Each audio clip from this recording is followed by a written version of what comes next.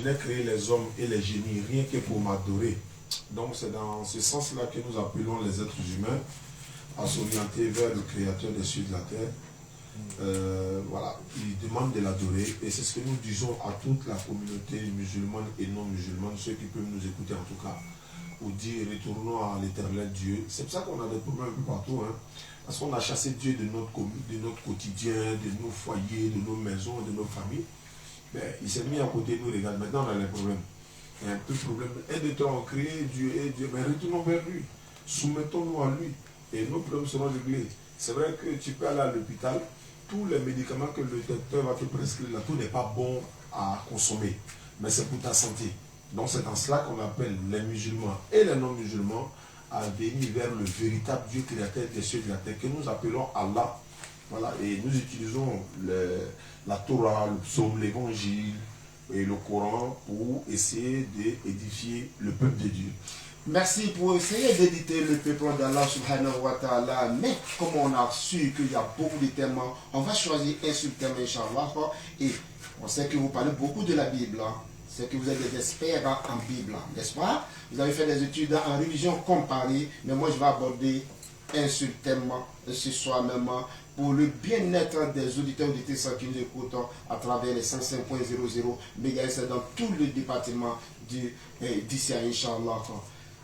Jésus, Mohammed sallallahu alayhi wa sallam, et Jésus, paye bénédiction sur lui, on nous dit qui est vraiment le vrai sauveur de l'humanité.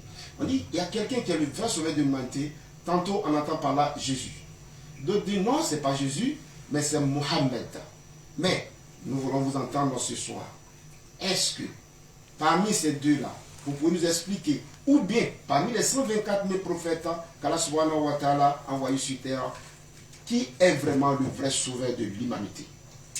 Alhamdulillah Rabbil Alamin, wa salatu wa salam ala Rasulillah wa ala alihi wa ashabihi ajma'in. Alhamdulillah, je pense qu'il n'y a pas plus éloquent que Dieu qui les a envoyés et les prophètes eux-mêmes pour nous dire quel était le but de leur mission et à quel peuple ils ont été envoyés.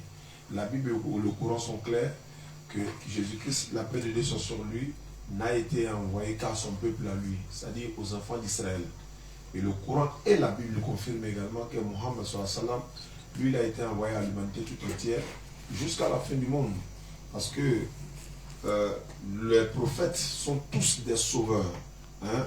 Ils sont tous des sauveurs. Dans quel sens? Venir tirer les êtres humains des ténèbres vers la lumière parfaite. C'est le rôle des prophètes, ça. Donc Abraham, alayhi salatu wa salam, fut un sauveur, mais pour son peuple. Moïse également a été un sauveur pour son peuple également. Jésus-Christ également était un sauveur pour son peuple. C'est pourquoi le Coran dit que Jésus-Christ est le Messie. Mais le Messie pour les enfants d'Israël, voilà, dans la Bible comme dans le Coran. Maintenant, quand Jésus passe, il annonce que quelqu'un d'autre viendra après lui et que toute l'humanité doit suivre et écouter. Parce que Jésus-Christ n'a pas tout dit. Il ne pouvait pas aussi tout dire, hein, à sa communauté ou encore à ceux qui pouvaient l'entendre. C'est pour ça qu'il a dit non, il y a quelqu'un d'autre qui viendra après lui et celui-là il vous conduira dans toute la vérité. On trouve cela, n'est-ce pas, dans Jean chapitre 16 verset 7 à 14, également dans la Sourate 61 verset 6. Donc il vous conduira dans toute la vérité. Celui qui vient là, il ne parlera pas de lui-même. Et nous savons que dans le Coran, Mohammed sallallahu alayhi wa sallam, Sourate 53, il ne parle pas sur le fait de la passion. Ce n'est rien d'autre qu'une révélation que lui a inspiré, l'ange Gabriel.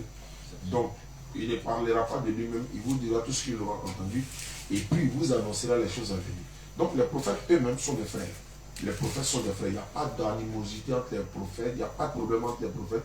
Chacun connaît sa place. Et nous, musulmans également, nous ne faisons aucune différence entre les prophètes, parce que nous et les prophètes, c'est le même Dieu que nous adorons. Donc, Muhammad sallallahu alayhi wa sallam, il a été envoyé conformément au texte coranique et biblique.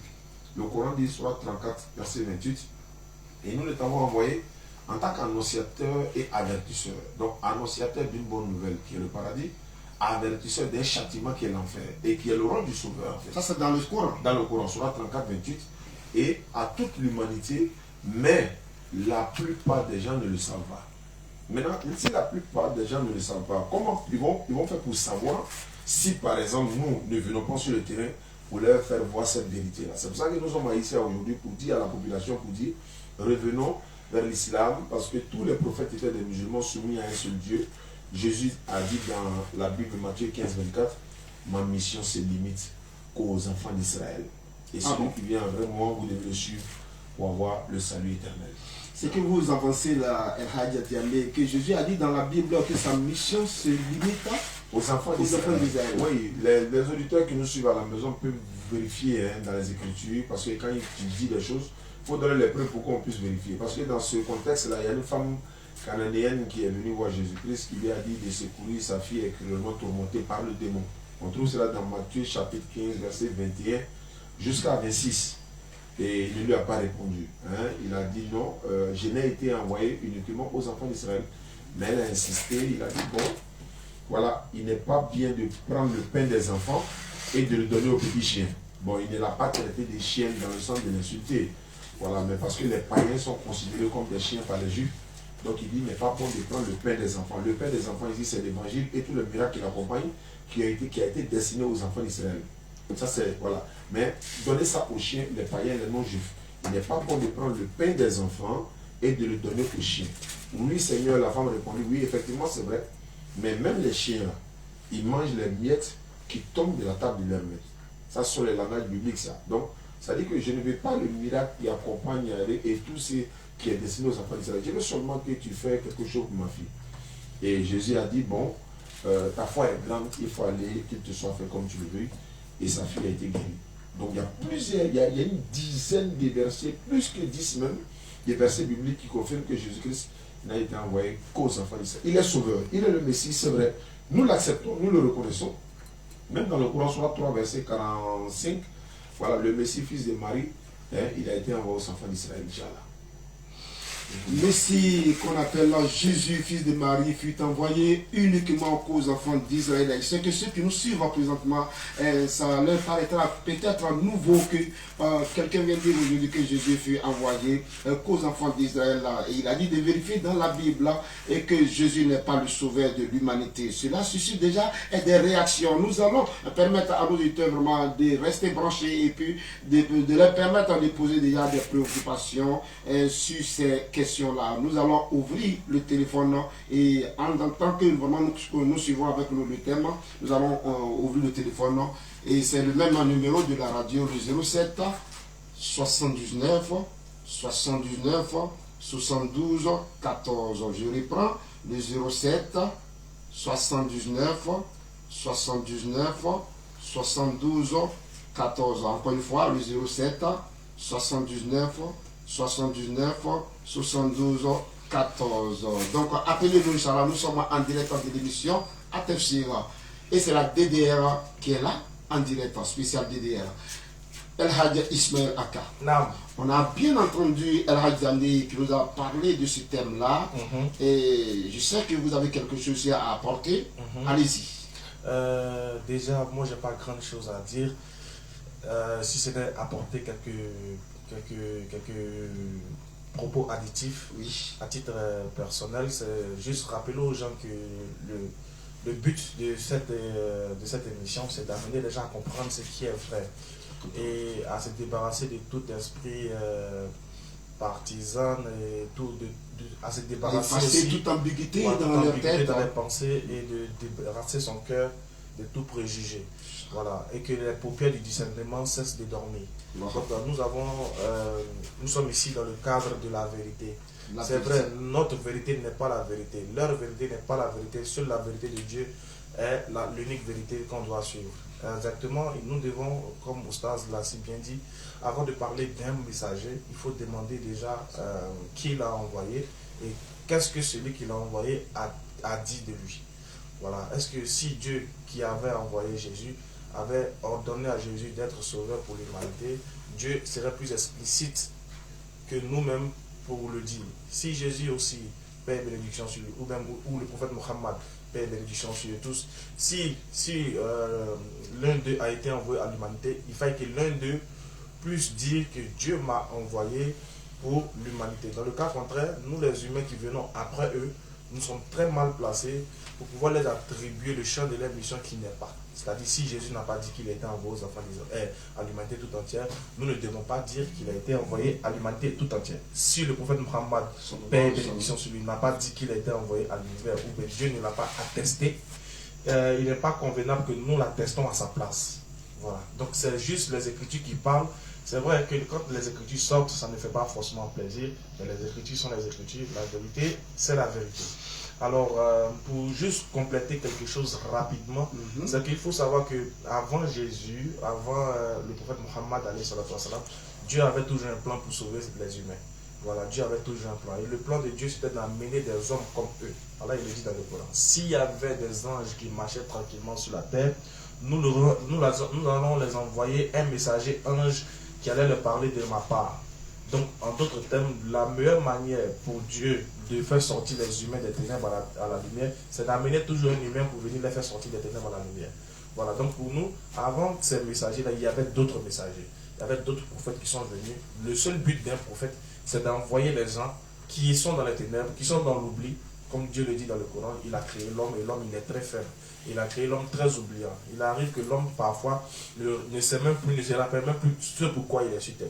Donc Dieu nécessitait se faire sentir pour lui de nous amener des messagers pour parler de sa part, pour nous faire sortir des ténèbres de l'idolâtrie, des ténèbres de l'adoration des idoles à sa lumière parfaite. Donc il va envoyer des gens venir parler de sa part, nous faire sortir des ténèbres. Et avant, Dieu va travailler comme ça jusqu'à aujourd'hui.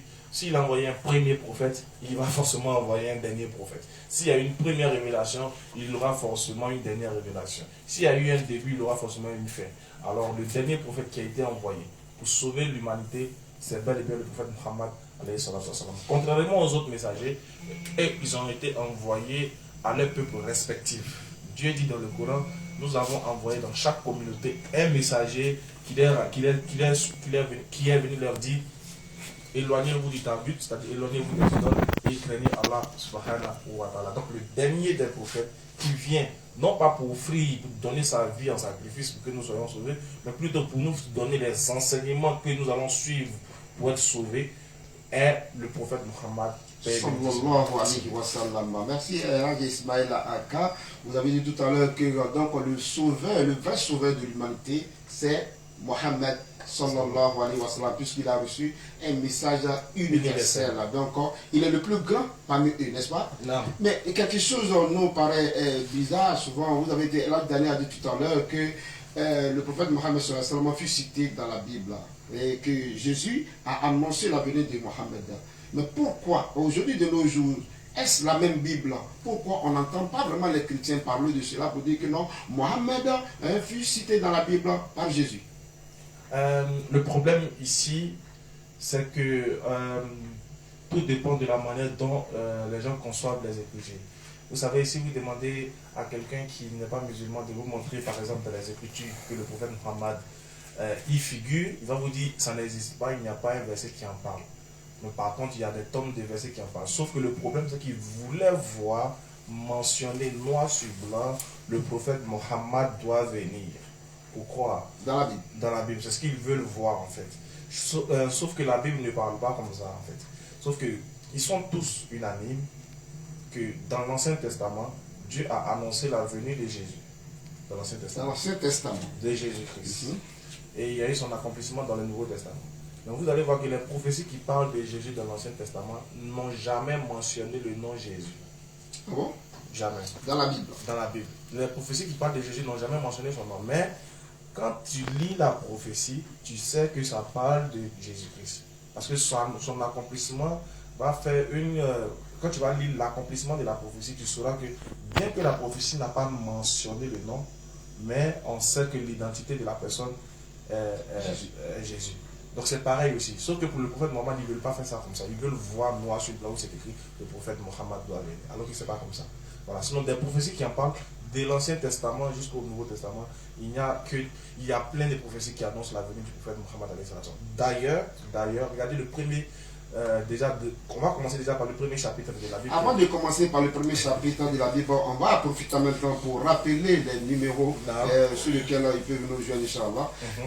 Amis auditrices, vous êtes en direct de l'émission Tafsir et nous sommes là avec la DDR, oui, qui sont les spécialistes en religion comparée, Bible et Coran. Le 07 79 79 72 14, le 07 79 79 72 14. On va essayer de donner encore un second numéro, le 05 38 00 15. Je reviens là-dessus. Le 05 38 00 15. Nous avons un appel au bout de fil là. Allô? Wa alaykoum salam wa rahmatullah. Comment vous appelez déjà?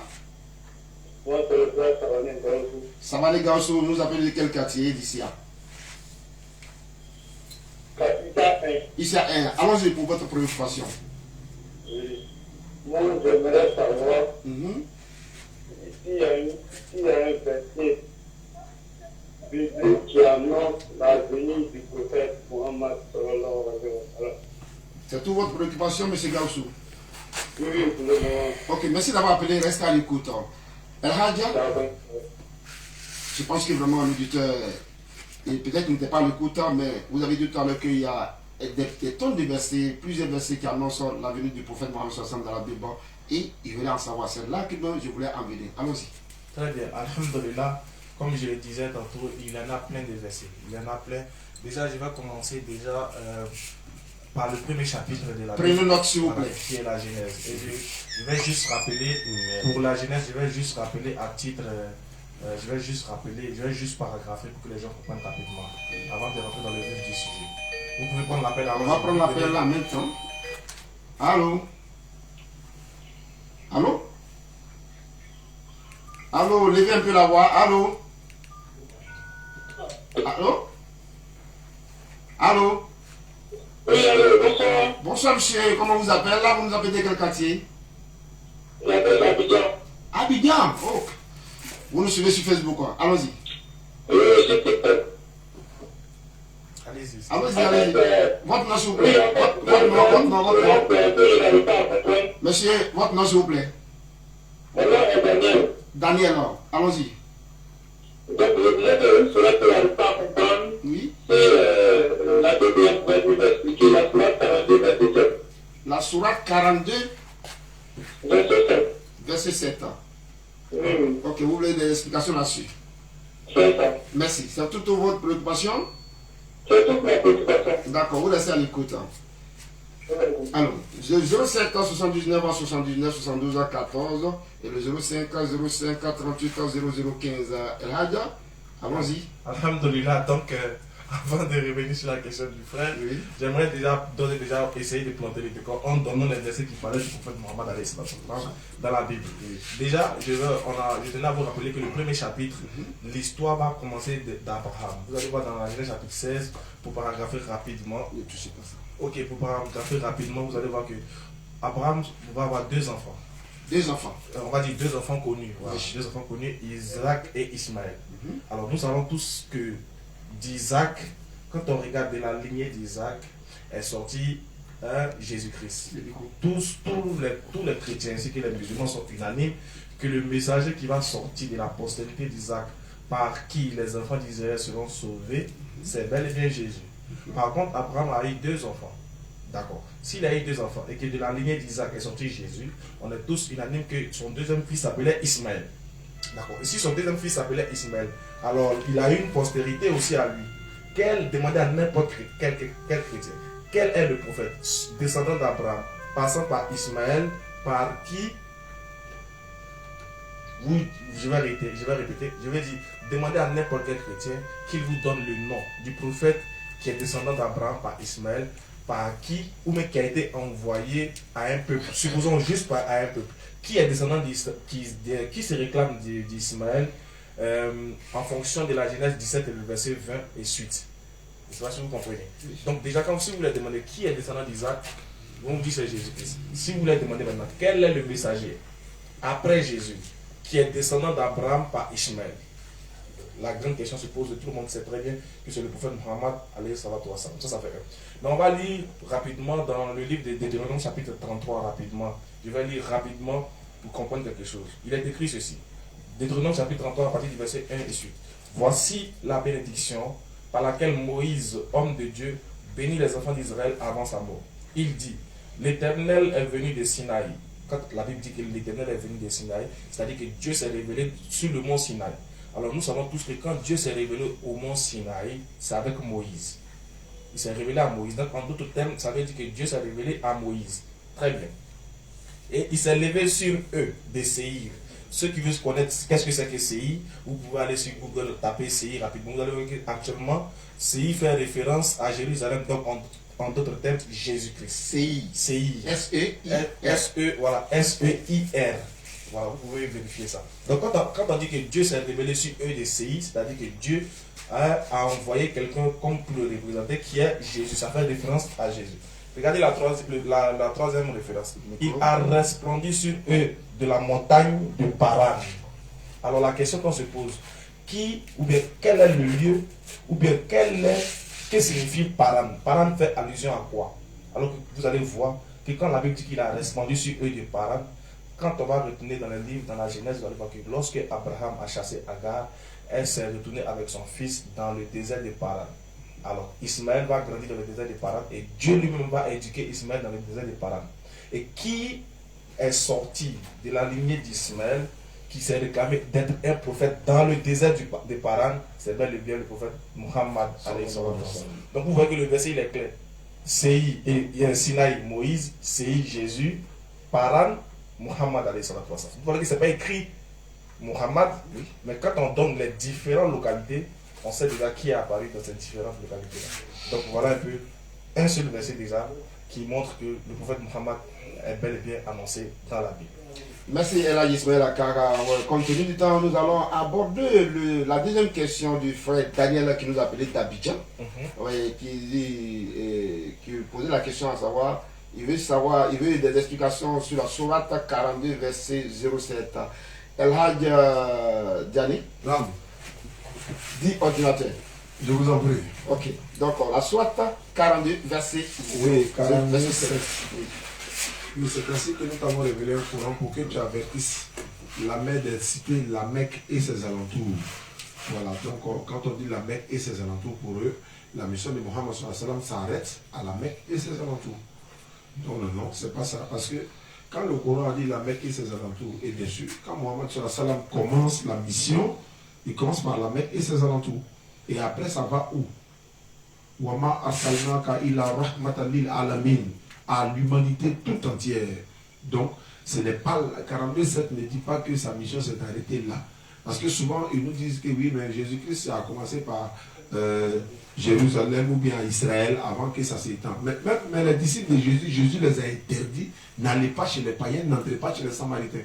Matthieu 10, verset 5 à 7.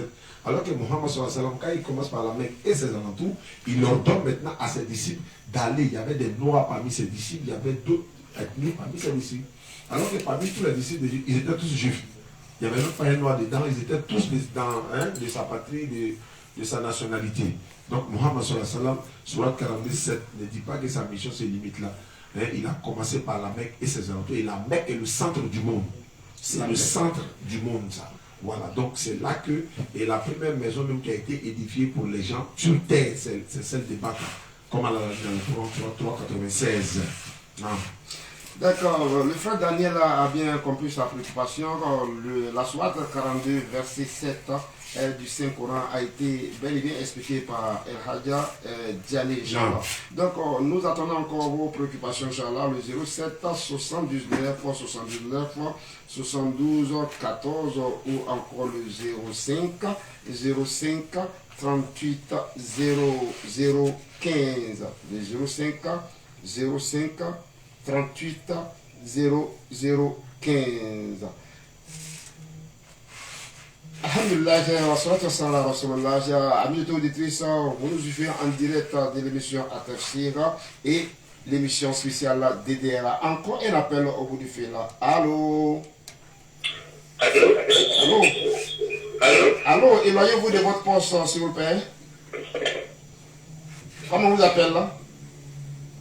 Allô? Allô? Il est parti. 05 38 0015 ou encore le 07 79 79 72 14. Encore un appel là? Allô? Oui, allô? Allô, bonsoir. Oui, bonsoir. Comment on vous appelle déjà? Oui, bonsoir. Comment? Waro. Waro, vous appelez de quel quartier? Ici à deux. Allons-y pour votre préoccupation.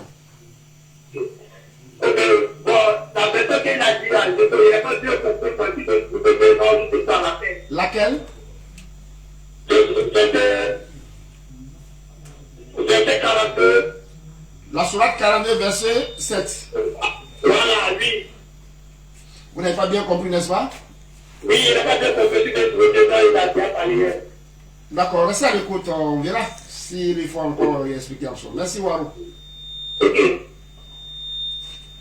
05 38 0015 et le 07 79 79 72 14. C'est inscrivant ça, El Hadja Diani. Non.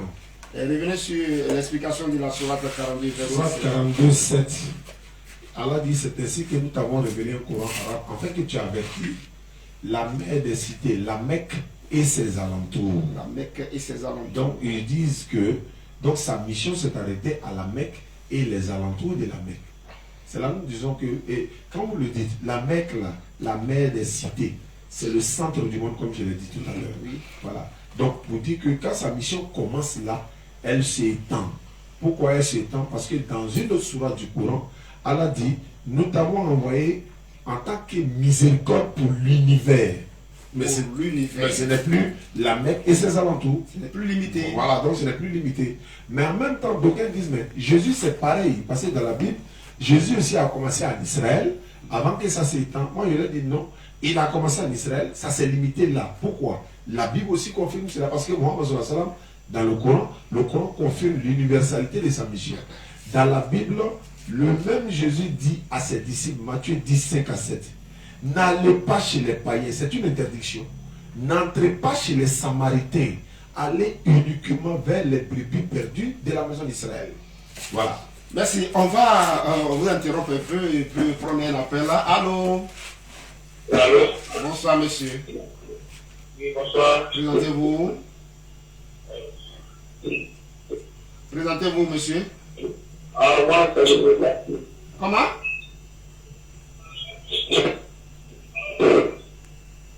Allô? Allô? Là, vous pouvez continuer, hein? Voilà, donc on dit que la mer des cités et ses alentours, on l'a expliqué dans le Coran, Allah est dans le Coran, nous notamment envoyé en tant qu'annonciateur et avertisseur pour toute l'humanité. Mais la plupart des gens ne le savent pas. Donc les frères qui appellent ce soir, ils ne savent pas que Mohammed sallallahu alayhi wa sallam a été envoyé à l'humanité. Quand il a commencé par la Mecque et ses alentours, Inch'Allah. Allô? Allô? Bonsoir. Bonsoir, monsieur. On va très bien. Ça va? Comment vous appelez? Ah, je m'appelle Jimmy Abba, je viens de l'ICAD. Ok, allons-y pour votre question. J'ai une question dans l'islam. Oui? J'aimerais savoir, après la prière, Allô? Allons-y. après la prière, Oui? il y a certains musulmans, après avoir dit salam alaikum, certains musulmans disent aussi Fatiha. Et ça fait forcément de dire Fatiha ou bien de ne pas dire Fatiha. Ok, merci. Votre nom rapidement? Jimmy Abbas. Boumi Abbas, bon, merci beaucoup. Je vais répondre rapidement à votre question. J'ai besoin que vous vous rapprochiez de votre imam, Inch'Allah, pour lui demander vraiment, puisque ce sont des questions qui concernent la théologie. Est-ce que vous voyez ça? Voilà, donc ici, ce sont les religions comparées. Merci. Oh, merci à vous deux. 05 38 0015 le 07 79 79 72 14. Je rappelle là que vous pouvez poser des préoccupations sur le thème, les thèmes développés ce soir et les thèmes sur les religions comparées. La Bible, le Coran, la divinité, oui, qui est vraiment le vrai sauveur de l'humanité. Et on nous l'a dit tout à l'heure, c'est bien Mohammed sallallahu alayhi wa sallam. Allô? Allô? Wa alaykoum salam. Comment vous appelez là déjà? Je suis Kader. Kader, vous appelez d'où? Kader? Ici à deux. Allô? Oui, je suis Kader de Poitou. Boaké, ok, Kader de Boaké, d'accord. Merci beaucoup. Voilà. Ça va là-bas? Oui, ça va, ça va. Ok, d'accord. Alors, j'ai pour votre préoccupation, M. Kader de Boaké. Peut-être, je voulais savoir, je voulais connaître le verset où Jésus était en train de prier là. Comme nous les musulmans. Ok. Le verset. Voilà, je voulais connaître le verset quoi. Ok. En un mot, vous voulez connaître comment Jésus priait dans la Bible, n'est-ce pas? Non, pas pour moi, le verset. Le verset, ok. Le verset, c'est Matthieu 26, verset 39. Matthieu 26. Matthieu 26, verset 39. Matthieu 26, verset 39. Voilà. Ok, merci. C'est bon? C'est bon, merci. Ok, raccrochez.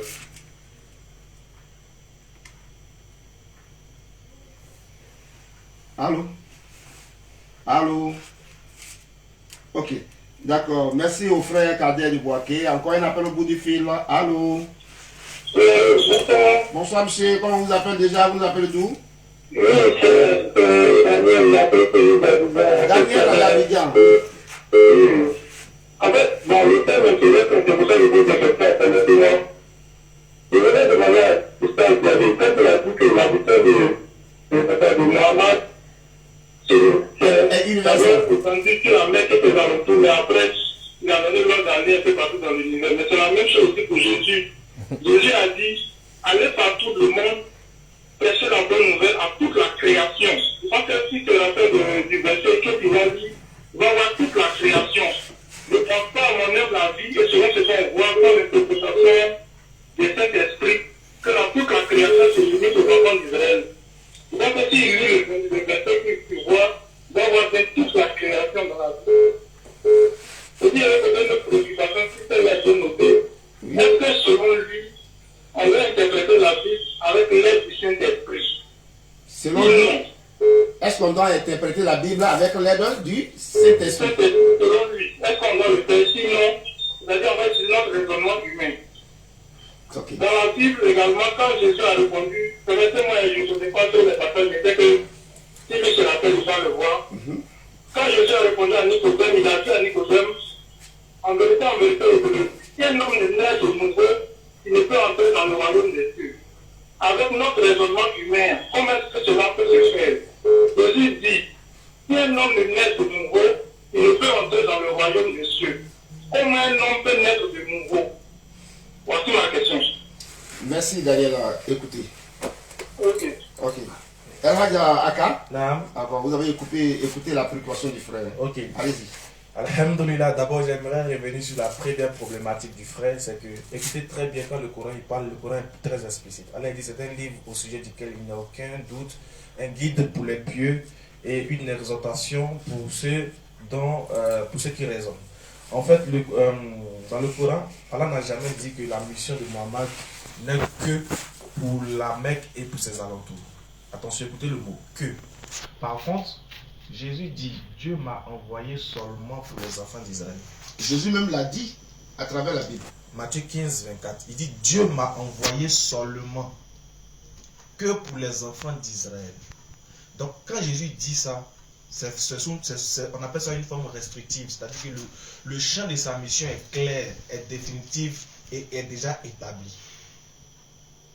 Il a dit Dieu m'a envoyé seulement que pour eux. Donc, en aucun cas encore, Jésus peut aller contredire lui-même ses propres propos, parce que Jésus ne se contredit pas. Par contre, le prophète Mohammed dans le Coran, Dieu dit, nous t'avons envoyé, nous t'avons révélé un Coran arabe afin que tu avertisses la Mecque et ses alentours. On n'a pas dit qu'à la Mecque, que seulement qu'à ses alentours. Non, c'est bien précisé. On dit tu avertis la Mecque et ses alentours. Mais c'est normal. Comment un prophète peut être un prophète sans commencer dans sa famille? Tu ne peux pas être un prophète, tu ne peux pas venir moi me prêcher dehors alors que tu n'as pas prêché ta famille. C'est impossible. C'est impossible.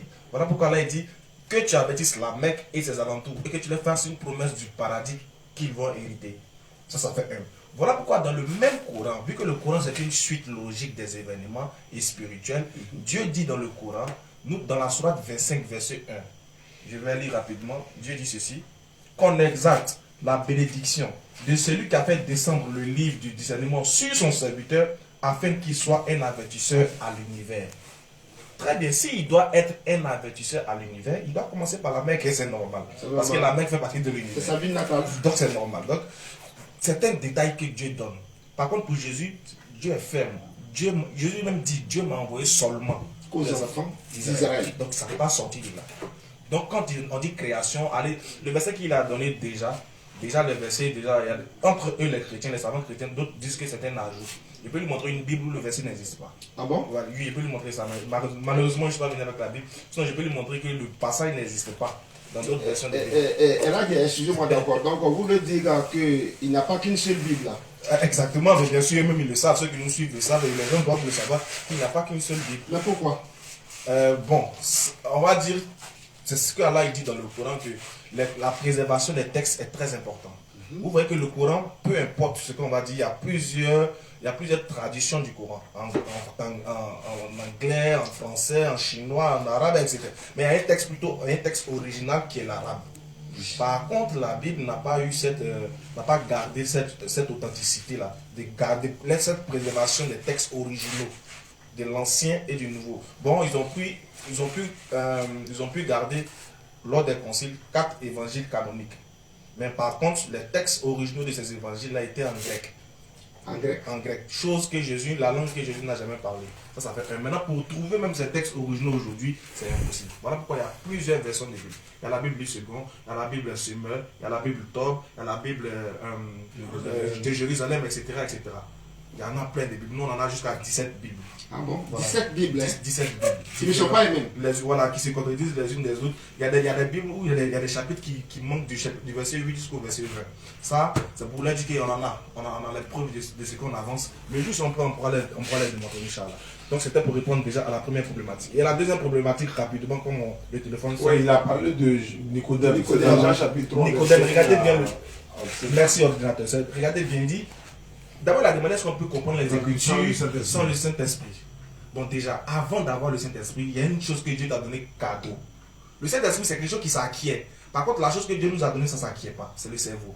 Il nous a donné ça cadeau. Donc de base, il faut avoir un cerveau. Il faut l'utiliser d'abord avant même de penser à acquérir le Saint-Esprit. Voilà. Nous ne disons pas que toutes les Écritures doivent être comprises littéralement. Non. Il y a des Écritures qui nécessitent un certain niveau de spiritualité, de compréhension spirituelle. Oui, mais pas tous les versets. Quand Jésus dit à Nicodème, il faut que tu naisses de nouveau. Nous, on sait ce qui signifie la naissance nouvelle. Il faut que tu naisses de nouveau.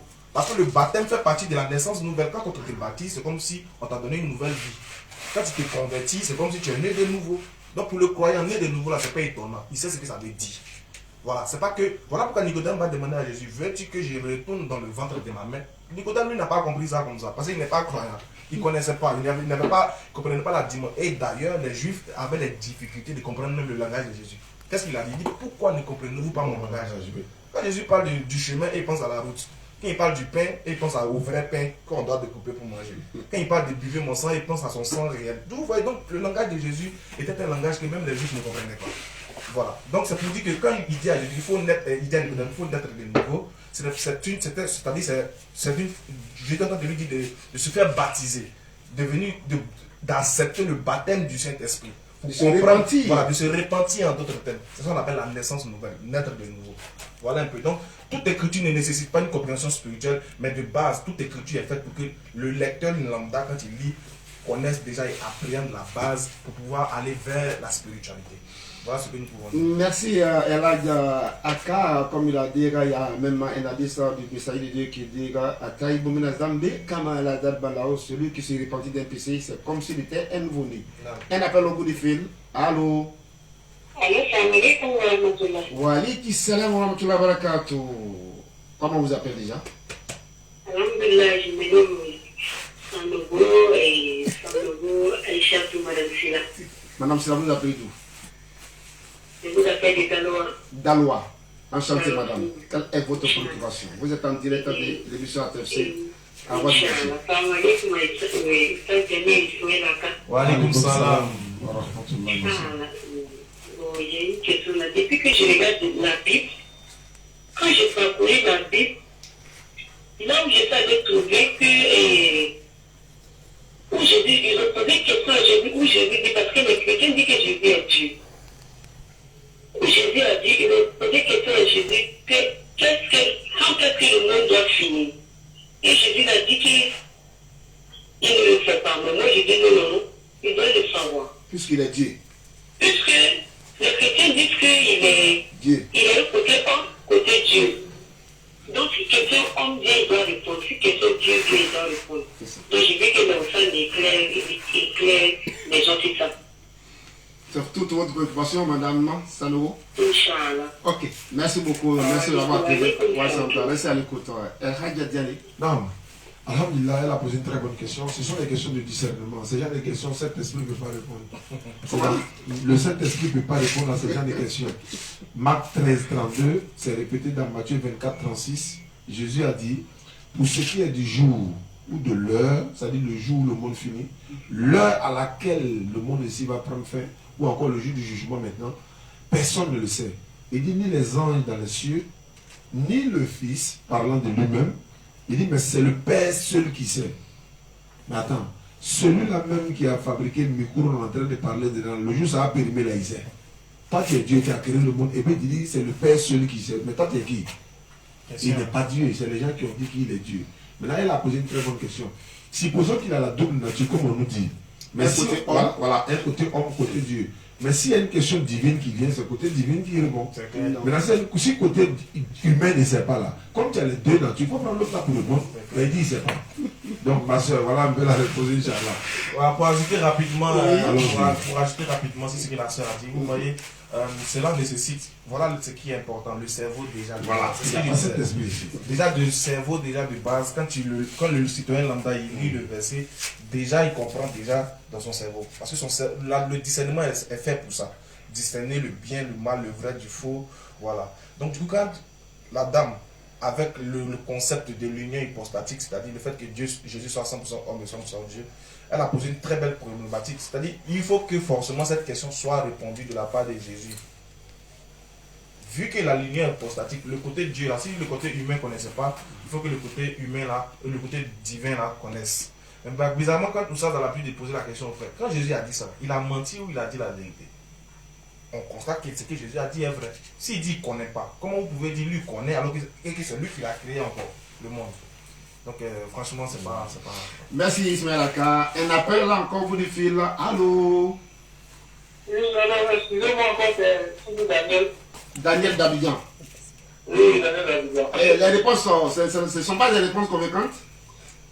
Bon, vous savez, en ce qui concerne la Bible, je vais donner raison aux musulmans à ce sujet.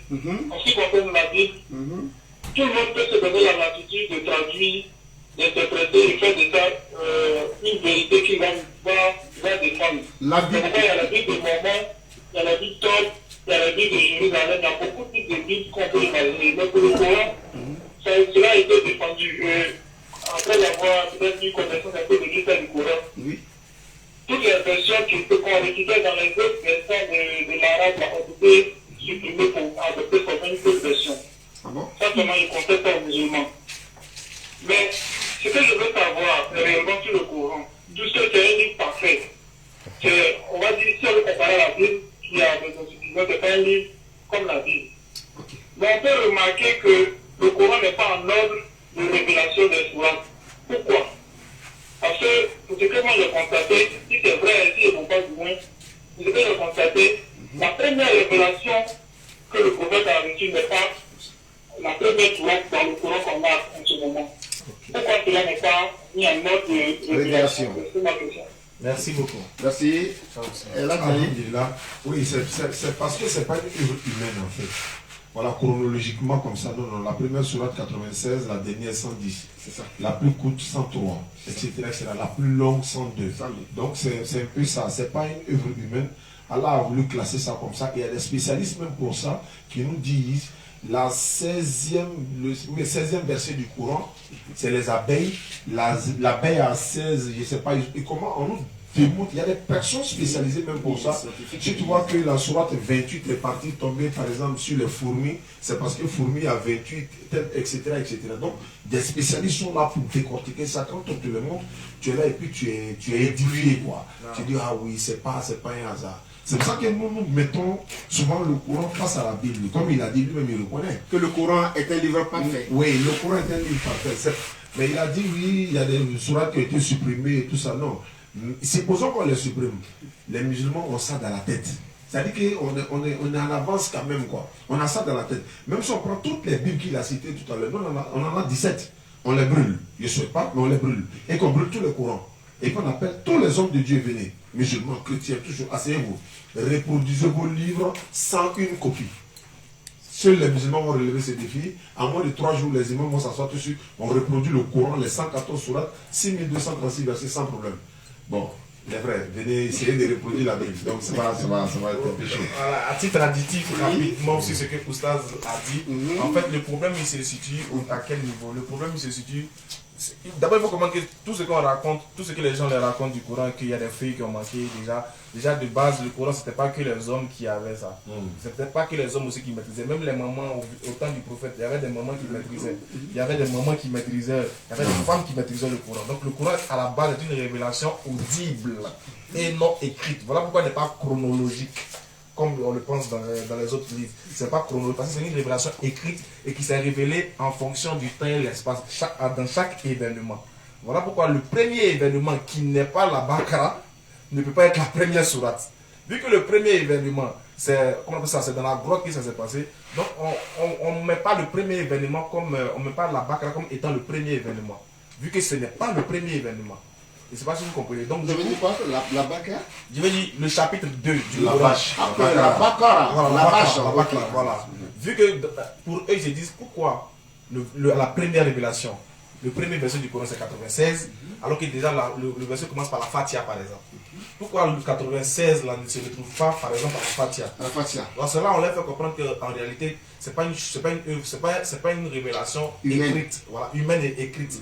Donc si c'était écrit, ça allait se faire chronologiquement. Vu que c'est une révélation audible et qui vient de la part de Dieu dans chaque événement, voilà pourquoi les événements se succèdent et les événements ne sont pas pareils.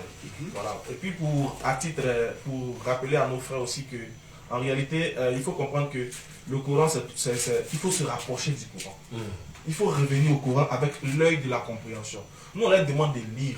On leur demande de lire, de venir vers vous, d'aller voir, de prendre goût et puis d'en juger à eux-mêmes. Merci, El Yaka. Un autre appel là, au bout du fil. Allô? Allô, bonsoir, monsieur. Monsieur, bonsoir. Comment vous appelez là? Monsieur Ernest Liberté. Aimé? Ernest Liberté. Vous nous appelez d'où? Je m'appelle Christian. Ici. Allons-y pour votre préoccupation. Voilà, je voudrais avoir une précision. Parce que bon, moi, je sais que le Coran, parce que comme vous le dites, les élèves de l'ancien livre. Et le Coran aussi, qui a fallu depuis le 6e siècle. Je voudrais comprendre, quand nous prenons les écritures, le pas de la gauche vers la droite. Le Coran va de la droite vers la gauche. De la droite, oui, de la droite vers la gauche. Bon, tu vois aussi, la Bible ne va pas du calendrier, et les termes aussi à Christ au calendrier. Oui. Bon, quand moi je fais du connaissance aujourd'hui, je fais un peu parler, il faut se rapprocher de la Bible, elle ne peut pas s'expliquer de manière humaine. Vous pouvez donner un verset, vous pouvez l'expliquer selon votre pensée.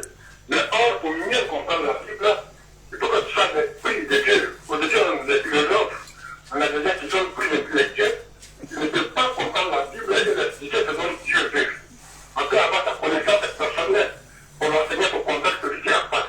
Or, la seule personne qui peut comprendre le Dieu, la Bible et la transmettre, c'est que c'est l'esprit de Dieu qui peut se révéler et pour donner la connaissance et les différences de la connaissance humaine que l'on donne. Donc, à nous faire aussi, je voulais aussi, c'est là mon préoccupation. Ok. Alors, celui qui maîtrise le Coran, moi, je n'approuve pas que toi aussi maîtrises la Bible. Parce que quand on vient, on fait une contradiction, on vient avec des idées personnelles. Or, si on vient expliquer le Coran, on peut l'expliquer selon la révélation du Coran. Mais celui qui a la révélation de la Bible, c'est lui qui peut expliquer la Bible selon la révélation de la Bible. Voilà, moi quand je vois aujourd'hui que quelqu'un n'est pas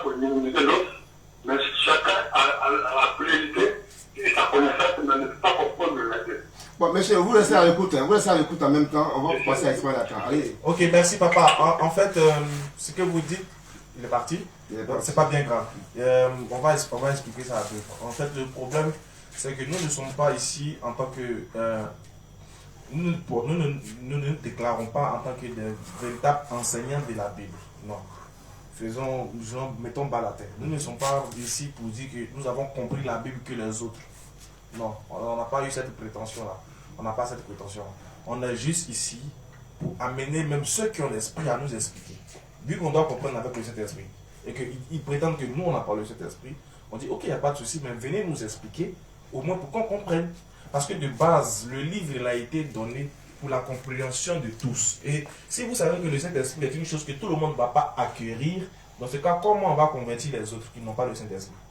C'est-à-dire que quelqu'un peut être converti sans pour autant avoir le Saint-Esprit. Et d'ailleurs, toute personne qui se convertit n'a pas le Saint-Esprit. C'est-à-dire que pour que moi je vienne te prêcher, pour que tu acceptes ma parole, il faut que tu aies ton cerveau pour comprendre. Et tes oreilles pour m'écouter aussi. Du coup, nous on dit, ceux qui sont les vrais détenteurs de l'explication de la Bible, qu'ils viennent nous expliquer ce qu'on ne comprend pas. Voilà en fait. Alors on les invite à venir nous aider.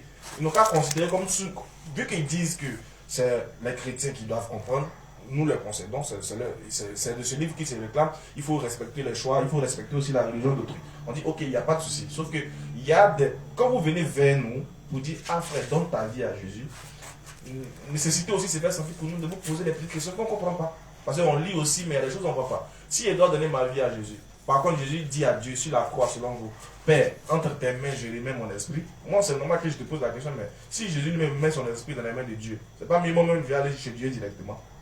Donc ça c'est des questions que c'est légitime en fait. Voilà, ça c'est légitime. Il ne faut pas ils vont mal prendre, c'est en fonction de ce qu'on lit, qu'on veut qu'ils nous expliquent. Voilà. Oui, il y a également le courant en français pour ceux qui pensent que bon, c'est seulement en arabe, on n'arrive pas à avoir accès. Il y a le courant en français, traduit en français, vous partez sur l'application, vous téléchargez. Nous-mêmes, quand on fait nos campagnes d'évangélisation, on distribue le courant en français aux non-musulmans pour leur permettre de lire et de comprendre l'islam et de comprendre que oui, ce n'est pas ce qu'on leur a fait comprendre qui est seulement dans le Coran, tel que la violence. D'accord, nous allons maintenant prendre un dernier appel puisque nous sommes déjà à la fin de notre mission. Allô? Allô? Oui, allô? Allô? Allô? Oui, allô? Allô, bonsoir monsieur. Bonsoir. Comment vous appelez déjà? Moi je vais voir, j'appelle Didier. Ok, allons-y encore pour votre préoccupation. J'espère que c'est... Moi je voulais savoir.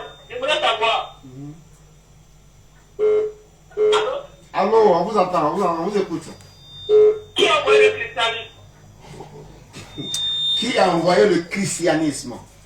Oui, parce que moi, dans le quartier, si j'avais pasteur qui disait que moi, que non, Abraham et Moïse sont des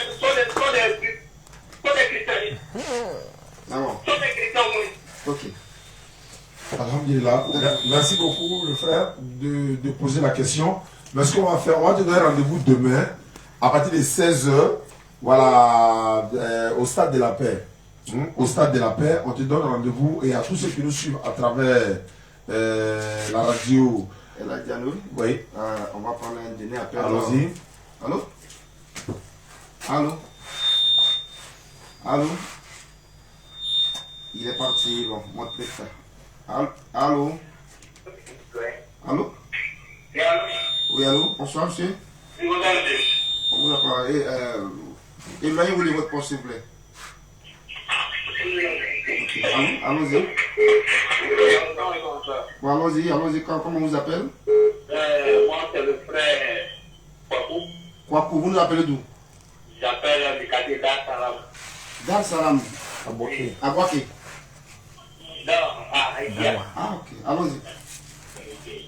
Voilà, j'aimerais savoir ce qu'on appelle dans le Coran, quels sont les versets qui garantissent le salut du musulman. Le salut du musulman dans le Coran. Ok, merci.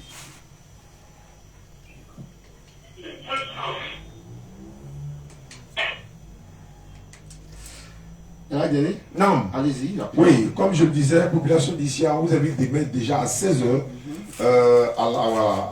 comment on fait ça? À la place publique, à la place de la paix. De la paix et à 20h au carrefour de la cour au Mira. Voilà, au quartier de Mira. Donc vous venez venez avec ce genre de questions-là pour que ça puisse profiter au public, à ceux qui nous suivent à travers le monde.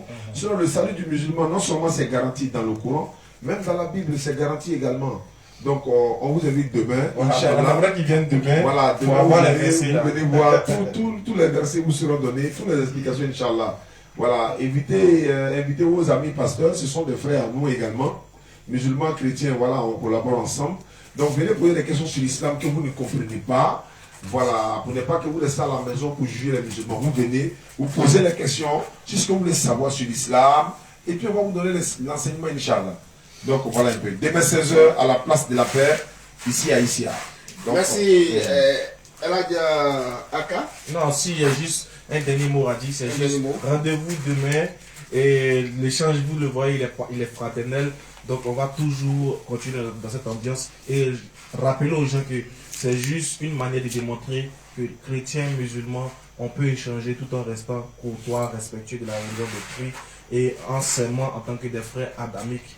Et nous avons un seul pays qui nous appartient à tous, ainsi que nous avons une seule vie qui nous appartient. Nous revenons tous d'un seul être qui s'appelle Adam.